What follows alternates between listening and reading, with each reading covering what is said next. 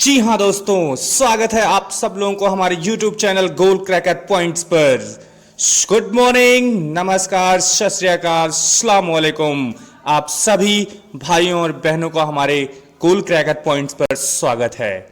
आज हम आप लोगों को बहुत ही सिंपल 5 टिप्स लेकर आए हैं जिसका इस्तेमाल करके आप इंग्लिश बोलना जरूर सीखेंगे। वो 5 टिप्स कौन सी हैं जो कि आप आसानी के साथ कर सकते हैं। आज हम आपको कोई स्पोकन क्लास नहीं बताएंगे, आज हम एक तरीका बताएंगे जो आपको इंग्लिश सिखा कर ही रहेगा। तो चलते हैं, देखते हैं वो 5 टिप्स कौन सी हैं जो आपको स्पीकर बना देंगी, जो आपको स्पोक्स पर्सन बना देंगी। So let's start.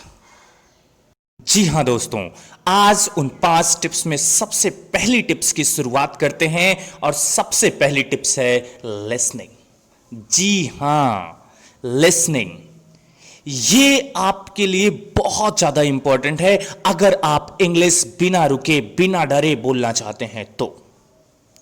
इंग्लिश सुनना आपके लिए वैसे ही साबित होने वाला है जैसे आपको खाने में पानी की जरूरत होती है। याद रखना, आपको यह सुनकर के विश्वास नहीं होगा कि 30% इंग्लिश सिर्फ और सिर्फ सुन करके आती है। अब क्वेश्चन यह उठता है कि सर इंग्लिश सुने कैसे? तो आपके सामने अगर कोई इंग्लिश बोलने वाला है तो वेल एंड गुड, नहीं है तो वेरी गुड। क्योंकि नहीं है तो आप इंग्लिश न्यूज सुनेंगे, इंग्लिश मूवी देखेंगे, इंग्लिश कमेंट्री सुनेंगे, लेकिन आपको सुनना है। डर में यह नहीं आना चाहिए, इस बात का डर कभी नहीं होना चाहिए कि आपको इंग्लिश आती नहीं तो सुने कैसे। अरे सर, सुनने से ही इंग्लिश आती है। हम सुनेंगे, हमें यह फर्क नहीं पड़ता बंदा बोल क्या रहा है, हमें यह फर्क नहीं पड़ता वो मेरे काम का है कि नहीं है। मुझे सिर्फ इतना करना है कि मुझे अपनी ड्यूटी कंप्लीट करनी है और 15 से 20 मिनट इंग्लिश सुनना है।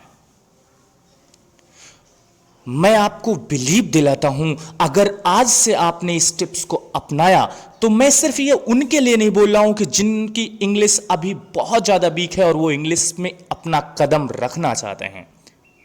उनके लिए तो गुड है ही है, उनके लिए अच्छी है, लेकिन जिनकी इंग्लिश अच्छी है उनकी और अच्छी करने के लिए ये आपके लिए बहुत ही गोल्डन टिप्स है।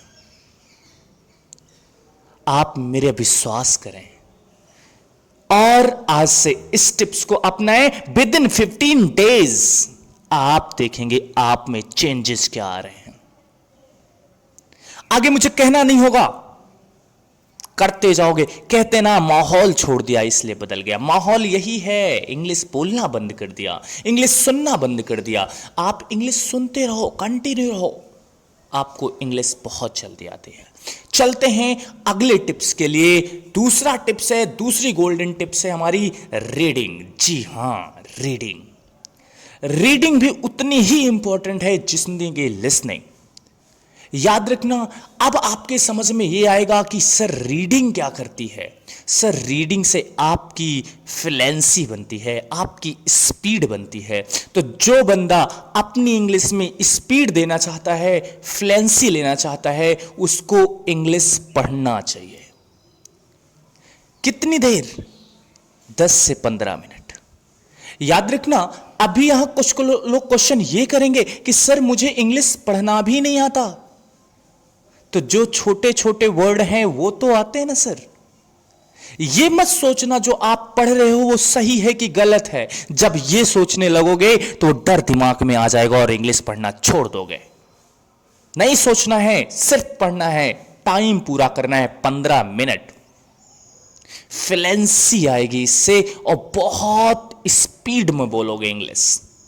बिना डरे हुए, बिना रुके हुए अगर बोलना है तो रीडिंग जरूर करनी है। फिर मैं बताऊंगा, ये सिर्फ उनके लिए नहीं है जो इंग्लिश सीख रहे हैं, ये उनके लिए है जो अपनी इंग्लिश में फ्लुएंसी देना चाहते हैं, स्पीड देना चाहते हैं। ये उनके लिए है। उम्मीद करते हैं कि आप ये दूसरी स्टेप भी फॉलो करेंगे। और चलते हैं तीसरे स्टेप की तरफ। अगर दो ये गोल्डन रूल हमने अपना लिए तो हमें मिनिमम 40% इंग्लिश आ गई।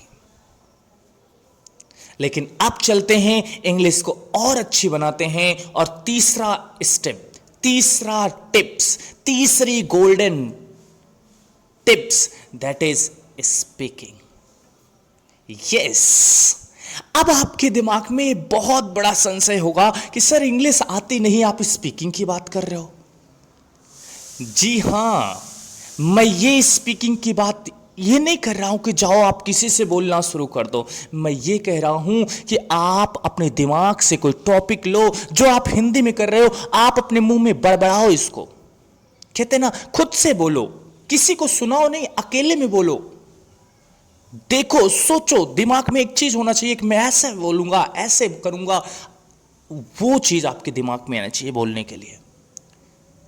याद रखना, जब भी आप कोई बड़ा काम करने चलते हैं ना, तो पहले से इमेजिनेशन हो जाती है कि यार ऐसा होगा तो मैं ऐसे करूंगा, वो करूंगा, ये करूंगा। सारे क्रिएट कर डालते हो, सारी सिचुएशन क्रिएट हो जाती हैं।